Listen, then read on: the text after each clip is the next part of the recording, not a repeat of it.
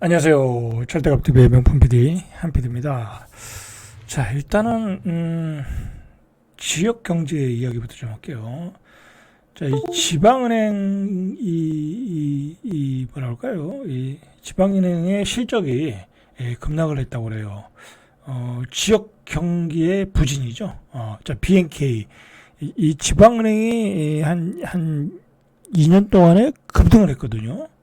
워낙 그 실적이 좋아가지고 뭐 배당도 많이 주고 그래서 뭐 부산은행 그죠? 뭐 BNK 이게 부산은행일 거요. 자, 이게 단기 순이익이 30% 떨어졌다라는 거예요. 뭐 지금 우리나라 4대 은행은 뭐 농협, 뭐 KB, 하나은행, 신한지주 다 실적이 좋거든요. 근데 지방은행은 단기 순이익이 30% 하락했다. 이게 왜 그러겠어요? 부산의 경기가 안 좋아서 그런 거예요. 그죠? 지방의 경기가 안 좋다. 지방의 경기가 좋을 일이 없죠. 좋을 일이 없어요. 우리나라 산업 구조의 변화. 자, 이 BNK 그룹은 실적 공시를 통해 1분기 그룹 단기 순이익이 1666억, 전년 동기 2495억, 보다 829억 원이나 줄었다. 자, 지방의 경기 상태를 우리가 지방은행의 실적을 통해서 알 수 있어요. 반면에 뭐 4대 은행은 사상 최고예요, 지금. 자, 요걸 통해서 우리가 지방의 상황을 좀 알 수가 있는 거죠. 자, 지방은 지금 정말 그 뭐라 할까요? 방법이 없어요, 지금 방법이. 지방 건설회사 다 망하고 있죠. 그런데 제가 생각하기에는 지금 지방에 빨리 건설 경기를 살려줘야 돼. 뭐 아파트를 많이 뭐 져서 뭐 그런 것보다는 아파트야 뭐 누가 사야 짓지. 그럼 뭘 줘야 되겠어요? 공공 물량들이 있잖아요. 그죠? 공공 물량을 빨리 발주를 해야 되는 거야. 뭐 토목공사 할 것들. 뭐 예를 들어 세종시에서는 국책연구소 뭐 이단지 국책연구소 그런 것들 빨리 발주를 해줘야 돼. 그리고 대전 같은 경우는 트램공사 뭐 트램공사 시작한다고 그러잖아요. 그리고 대전 지역에 있는 건설업체한테 제안을 해서 그 물량을 주겠다는 거잖아요. 이제 그런 식으로 빨리 해야 되는데 이거 선거가 끝나야 뭐 얘기가 되겠죠. 대통령이 나와야 어떤 대통령이 나와야 얘기가 되겠죠. 자, 여러분들 지금 경기가 안 좋은 걸 우리가 어떻게 알 수 있냐면은 이제 그 아파트를 짓는 시행사들이 있잖아요. 자, 우리나라 10대 시행사가 있다라는 거예요. 10대. 랭킹 10위 안에 드는 시행사가 영업이익이 83%가 급감했다. 83%가 급감했다. 영업이익이 83%가 급감했다라는 거야. 자, 10대 시행사의 지난해 총 매출액이 4조 967억. 전년보다 한 10.8% 줄었다는 거야. 그리고 영업이익은 1670억 원, 82.9%가 감소했다. 그러니까 매출 기준 업계 1, 2위인 DS네트워크와 MDM은 미분양 여파로 실적이 감소했다. 자, 건설 경기가 최악이라는 얘기죠. 랭킹 1위였던 DS네트워크의 매출은 줄었고 영업 손실은 늘었고 영업 손실이 적자로 전환했다는 거죠. 1603억. 이거 뭐 시행사가 1603억 정도 적자 나면은 이거 뭐 버틸 수 있나 모르겠네. 자, 매출이 악화된 이유는 지방 부동산 경기 악화. 그렇죠. 뭐 시행사가 주로 이런 시행사가 뭐 서울에서 뭐 할 게 뭐가 있어요. 별로 없어요. 왜냐면 뭐 강남 재건축 재개발 뭐 서울의 재건축 재개발은 다 시행 시공을 건설사들이 다 하잖아요. 그죠? 이게 시행사들이 못 하거든. 주로 이 지방에서 땅을 사가지고 아파트를 분양하는데 되질 않아. 그죠? 자, 예를 들어 볼게요. 대구 감상동의 주상복합 분양률은 절반을 겨우 넘겼다. 서울 길동의 SK 주상복합 역시 분양률이 예상보다 낮았다. 그죠? 소규모 사업을 했는데 안 된다 이거야. 안 된다. 자, 건설 경기는 아주 최악으로 가고 있다라는 거예요. 자, 그 다음에 두 번째 얘기인데 이제 전체적으로 연결은 되겠죠. 윤석열 정부에서 이제 윤석열 정부가 끝났잖아요.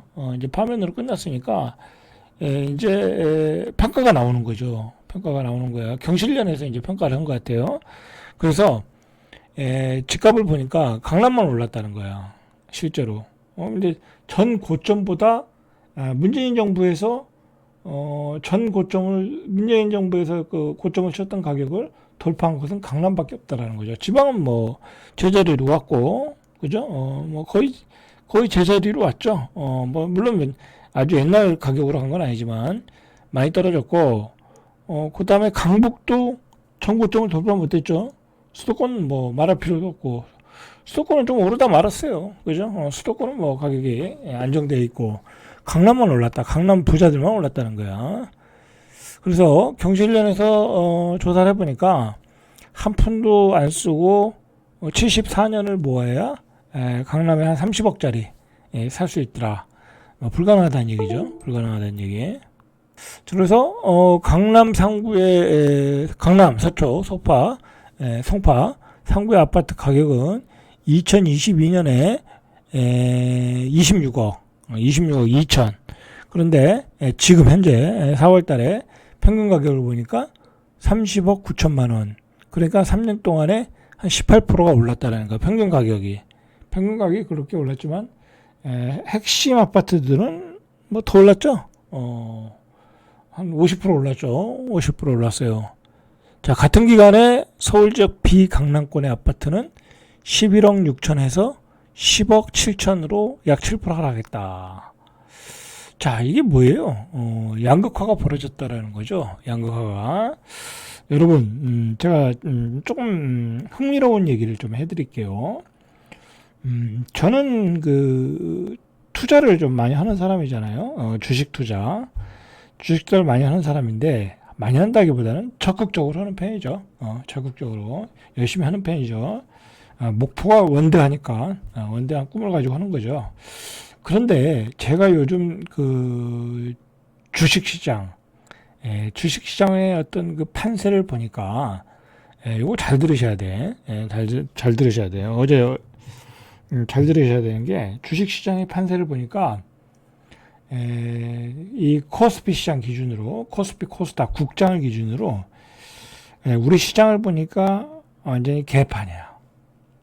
이거 참 이런 표현을 쓰면 그런데 쉽게 말해서 여러분들 평범한 사람들 있죠. 아주 평범한 사람들. 나 주식 투자 좀 할래. 그냥 할래. 그냥 직장 다니면서 조금 공부하면서 할래. 백전백패야.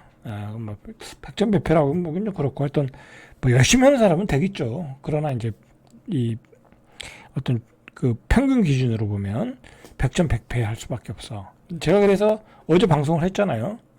왜 우리 주식시장이 어려운지를 얘기를 했어요. 물론 지수는 5월달까지 내일 모레면 5월이니까 뭐 5월까지는 5월 중순, 5월 뭐 한 중순 뭐 그 정도 아니면 5월 10일 정도까지는 시장은 뭐 이 상태를 유지할 수 있어요. 좀 더 올라갈 수 있고. 그러나 여러분들이 좋아하는 주식들은 다 어떻게 됐어요? 여러분들이 좋아하는 주식들 있잖아요. 뭐 삼성전자, 현대자동차, 기아자동차, LG화학, 포스코홀딩스 그런 대형주들 있잖아요. 카카오, 네이버 다 어떻게 됐어요? 제가 어제 말씀드렸죠. 외국인이 다 팔고 있다. 셀코리아 하고 있다. 셀코리아. 근데 여러분들이 다 그런 주식을 사잖아. 그죠? 그래서 제가 일반인들이 들어가서 삼성전자 살 거 아니야. 물론 뭐 삼성전자 지금 사서 한 2, 3년 묵히면 올라가겠죠.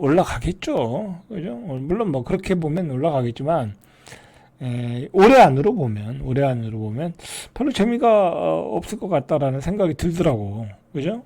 그리고 뭐 다른 기타 주식은 말할 것도 없고, 뭐 포스코홀딩스 그거 뭐 LG화학, 지금 석유화학은 뭐 완전히 적자 전환으로 가는 회사니까 어려울 것 같고. 그렇다라는 거야. 쉽지 않을 거라는 거죠. 그리고 생각보다 수익률이 날 것 같지 않다. 많이 먹어도 수익률이 많이 날 것 같지 않다 해서 그런 관점에서 이야기한 거예요. 그러니까 뭐 제 말을 믿고 막 투자하시는 분들이 있는데 그러면 안 돼요. 본인들이 잘 판단하시고 내가 5월달까지 시장이 좋다니까 막 무작정 사면 안 돼. 5월달까지 시장이 좋다고 해도 가는 것만 가잖아요. 그죠? 뭐 방산주, 조선주, 오늘 조선주는 폭락했지만 조선주도 여러분들 다 들어가서 이제 물렸잖아. 그죠? 조선주 좋다고 해서 들어가서 물렸지. 주도주라고. 그 다음에 뭐 삼성전자 사서 먹었어요? LG전자 사서 먹었어요? 다 못 먹잖아. 지수만 올라가는 거야, 여러분들. 그렇다고 여러분들 KB 금융지주 사겠어요, 지금? 못 산다고. 네? 자, 그래서 주식시장이 어려우니까 일반인들은 그냥 참가하지 말아라 라고 말씀을 드리는 거고요.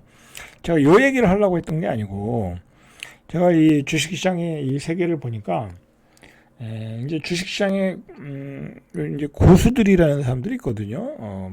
막 수백억씩 번 사람들, 아니 수십억씩 번 사람들, 그런 사람들 제가 많이 이 뭐라고 하죠? 책도 많이 보고, 뭐 제가 그런 사람들을 만날 수는 없잖아요. 그죠? 제가 만나자고 하면 그 사람들이 만나주진 않겠죠. 그죠? 자, 그런데 어쨌든 책을 통해서, 유튜브를 통해서, 또는 어떻게 뭐 어떤 경로를 통해서, 블로그를 통해서 그들을 알게 되니까 어떤 느낌이 오냐면, 일단은 이제 요즘은 오픈되어 있잖아요. 그런 사람들이 공개 활동도 하고 강의도 하고 하니까. 그런데 제가 느낌 바로는 주식시장에서 몇십억, 100억, 뭐 200억, 300억이 많지는 않겠지만 그렇게 돈을 번 사람들이 옛날보다 제가 주식 투자할 때보다는 훨씬 많더라라는 얘기예요. 훨씬 많더라. 생각보다 내가 생각하는 것보다 훨씬 많더라. 그러면 그런 사람들 통해서 또 배운 사람들이 있을 거 아니야. 특히 젊은 친구들. 그리고 그런 친구들이 또 젊은 애들이 많아요. 생각보다. 뭐 30대, 많아야 40대, 예? 또 20대도 많아요. 또 그런 친구들 밑에서 새로 시작해서 실력을 발휘해서 또 몇 억씩 버는, 또는 뭐 몇십억씩 번 그런 친구도 생각보다 많더라는 거야. 제가 그들이 돈 버는 방법, 뭐 계좌도 다 오픈하니까 다 알죠. 그리고 그걸 다 검증할 수 있는 제 경험치가 있잖아요. 뭐 세상에 구라도 많지만 실제로 다 그들은 돈을 벌었어요. 그럼 그렇게 돈을 버는 건 절대 쉽지는 않아요. 뭐 누구나 한다고 그렇게 다 벌 수 있겠어요? 거의 초인간적으로 하는 거예요, 그 사람들. 여러분들 한 주식에 뭐 신용 미수 뭐 10억, 20억씩 그 칠 수 있겠어요? 그거 함부로 못 쳐요. 그 사람들은 그렇게 해서 돈을 버는 거예요. 완전히 어떻게 보면 도박이고요. 어떻게 보면 승부사 기질을 가지고 하는 거예요. 자, 어쨌든 뭐 그런 얘기는 중요한 게 아니고 그렇게 돈 번 친구들이 많더라는 거야. 그거는 무슨 얘기냐면요. 우리가 이 강남 아파트 시장에서 또는 서울의 고가주택, 이 서울의 고급자 아파트 시장에서 벌어지는 일들을 이해하는데 단초가 될 수 있다라는 거야. 그러니까 그 주식시장에서 그렇게 돈을 버는 사람도 많고, 코인 시장에서 돈을 버는 애들도 많고, SNS 세계에서 돈을 버는 친구들도 많고, 돈을 버는 루트가 세상에 많아졌다라는 거야. 자, 그런 젊은이들이 돈을 벌면 뭐로 오겠어요? 서울의 아파트, 강남의 아파트 하나 사는 거고요. 50억짜리 하나 사는 거고요. 마포에 가서 하나 사는 거고요. 사는 거더라는 거야.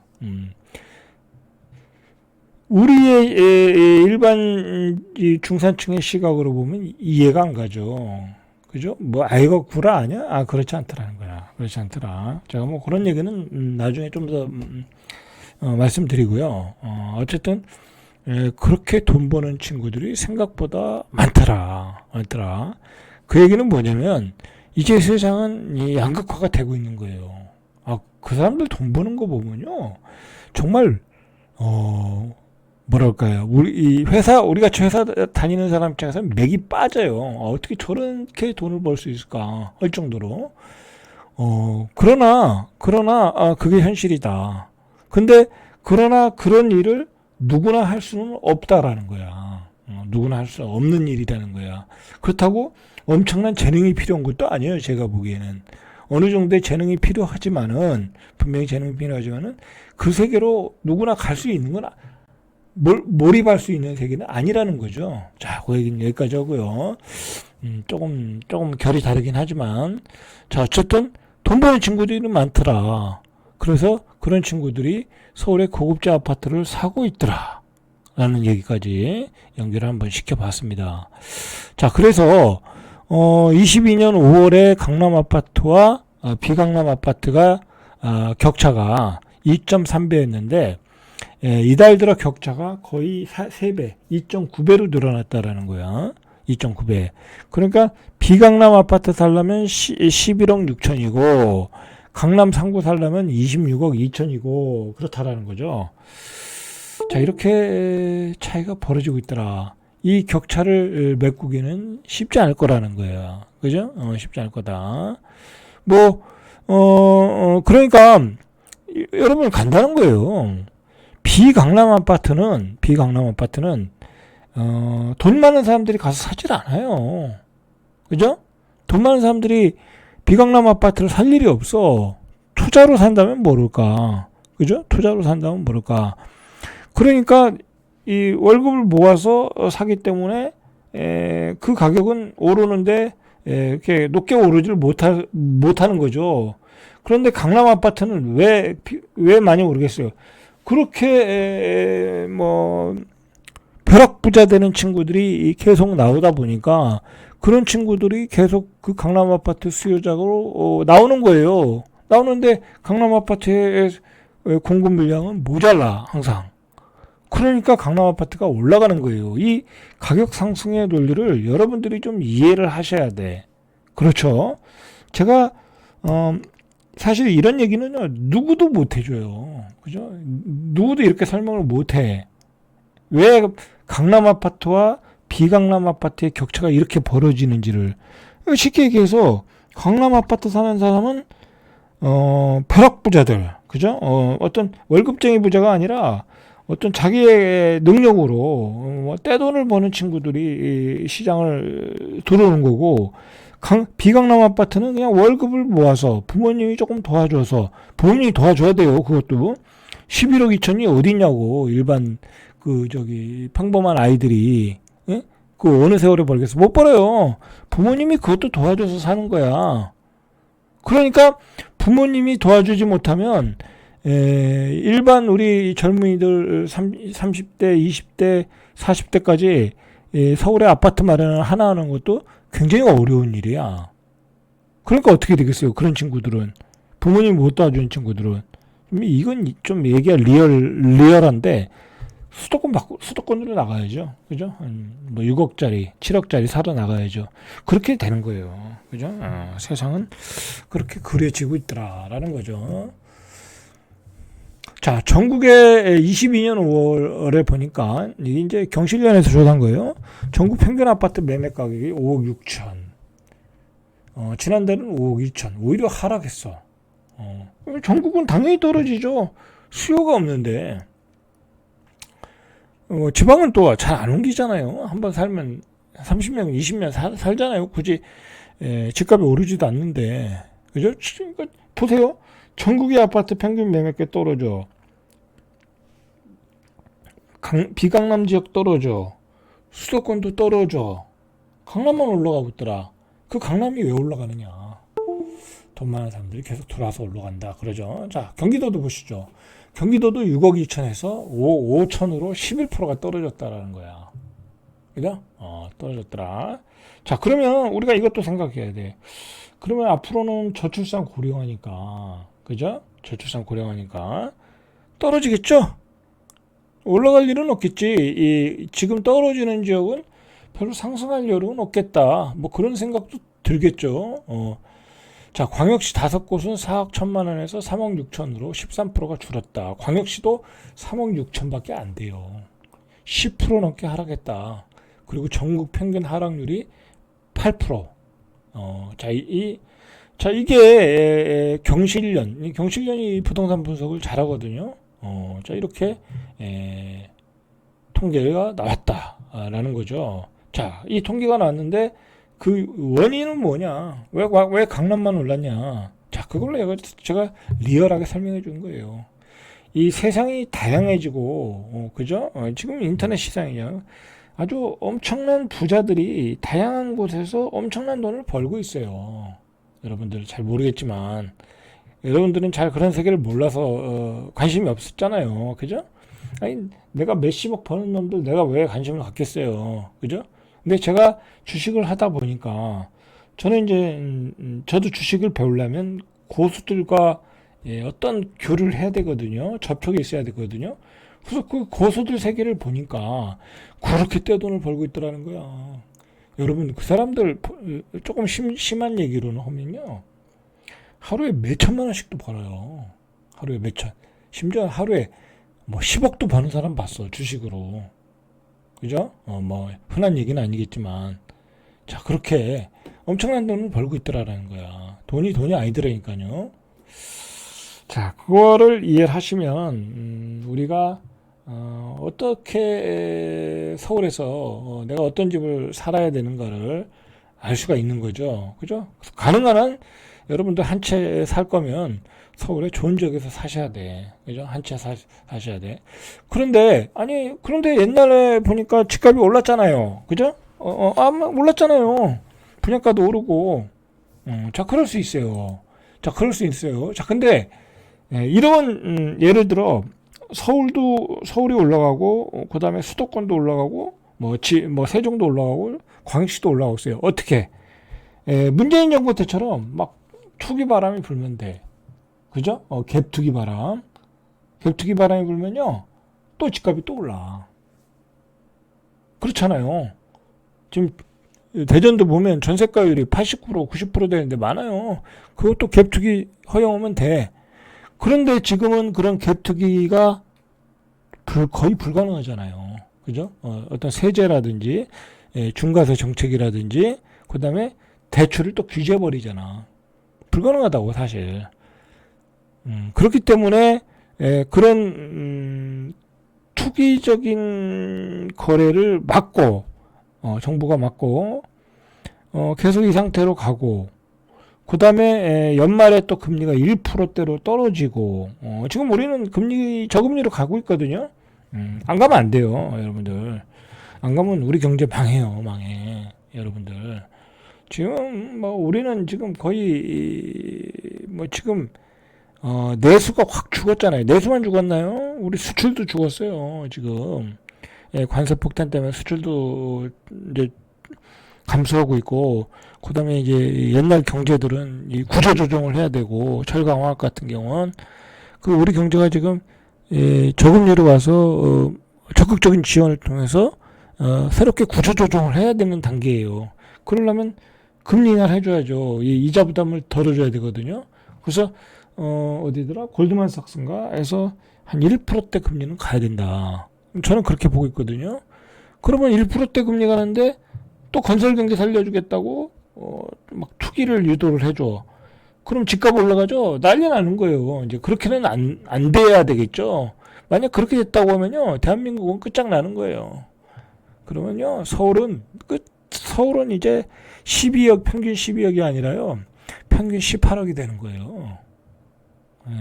그리고 강남은 70억이 되는 거예요. 70억, 80억이 되는 거예요.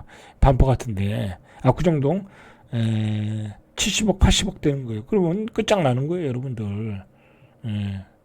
그러니까 저금리로 만들어주면 저금리로 가겠지만은 어떤 투기를 규제할 수 있는 어떤 방안을 짜고 가야 돼요. 그거를 다음 정권에서 어떻게 하겠죠.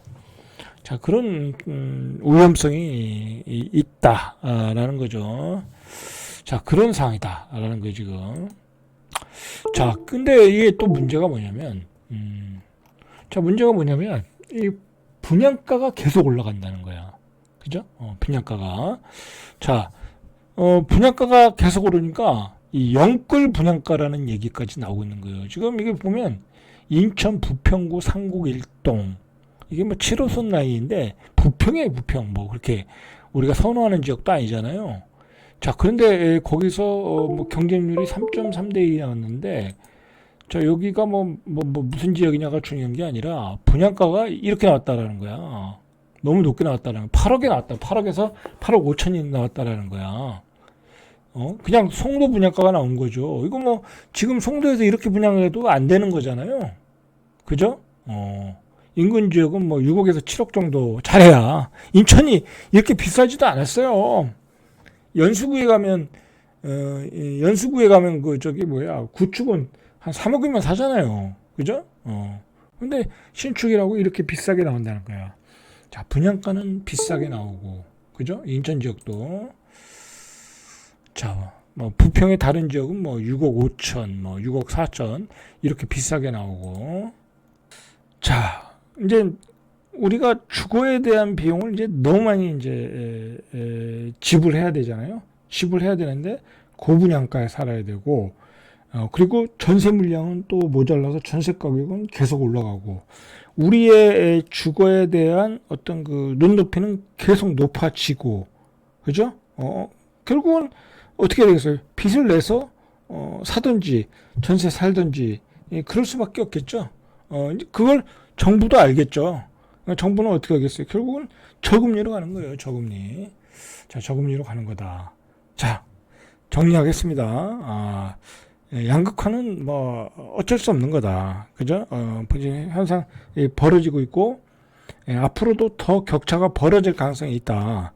그런데 일반 우리 이 중산층, 우리 서민층이 살아야 되는 아파트도 가격이 올라가고 있다. 문제는 왜냐면 서로가 갭을 줄여야 되거든. 갭 주기라는 게 그거잖아요. 강남의 아파트 가격이 얼마면 강북의 아파트 가격도 어느 정도 갭을 줄인다고. 그러다 보면 강북 지역도 또 올라가서 또 중산층들에겐 또 굉장히 부담스러울 수 있는 거고, 인천 같은 지역에서는 또 분양가가 또 계속 오르고. 자, 어떻게 되겠어요? 이제 판단은 다음 시간에 한번 계속 이야기해 보죠. 자, 절대값TV의 명품 PD 한 PD였습니다.